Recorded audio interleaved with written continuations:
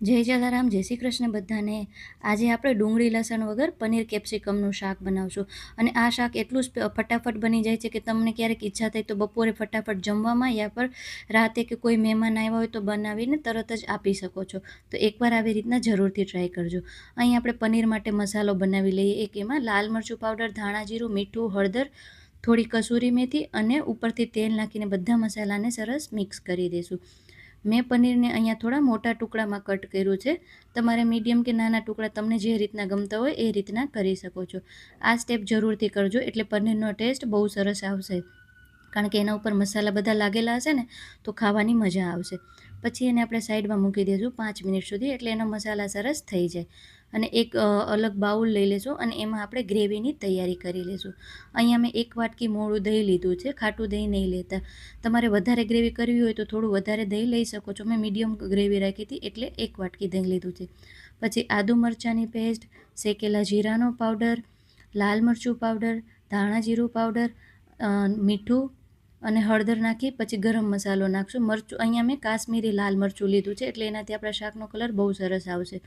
તીખાશ તમારા પ્રમાણે શાકમાં એડ કરી શકો છો। પછી 2-3 ચમચી જેટલો મેં શેકેલો બેસન લીધો છે। બેસનને શેકીને જ લેજો એટલે બહુ સરસ ટેસ્ટ આવશે। પછી બધા મસાલાને આપણે સરસ રીતે મિક્સ કરી દઈશું। તમે જોઈ શકો છો આવી રીતના, બિલકુલ બનવામાં વાર નહીં લાગે।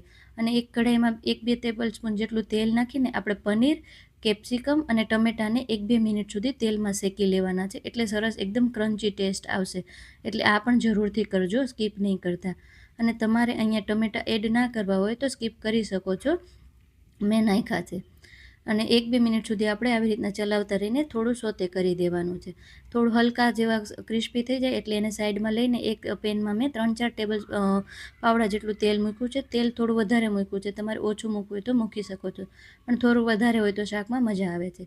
પછી તેલ ગરમ થઈ જાય એટલે જીરું, તમાલપત્ર, તજ, લાલ મરચું સૂકું, હિંગ નાખીને આપણે જે ગ્રેવી બનાવી છે ને એને એડ કરી દઈશું।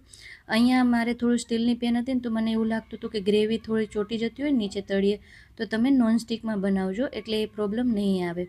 અને એવું બની શકે છે કે મારી જોડે થયું, તમારી જોડે ન પણ થઈ શકે, પણ આ તો જે અનુભવ થયો એ હું તમને શેર કરું છું। પછી લો ફ્લેમ પર આપણે જે તેલ છૂટું પડે ત્યાં સુધી ગ્રેવીને આપણે થવા દેવાની છે। તમે જોઈ શકો છો કે સરસ રીતના આપણી ગ્રેવી પાકી ગઈ છે અને તેલ સરસ છૂટું થઈ ગયું છે। તો હવે એની અંદર મેં ઘરની મલાઈની જ 2 ચમચી નાખી છે। તમે ફ્રેશ મલાઈ અમૂલની આવે છે એ પણ નાખી શકો છો, મેં ઘરની જ મલાઈ લીધી છે। અને એને સરસ રીતે મિક્સ કરી દઈશું।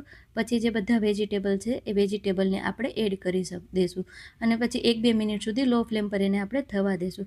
તમે જોઈ શકો છો કે કેટલી ફટાફટમાં કાંદા લસણ વગરનું આપણું શાક પનીરનું બનીને તૈયાર થઈ ગયું છે। તો એકવાર આવી રીતના જરૂરથી ટ્રાય કરજો।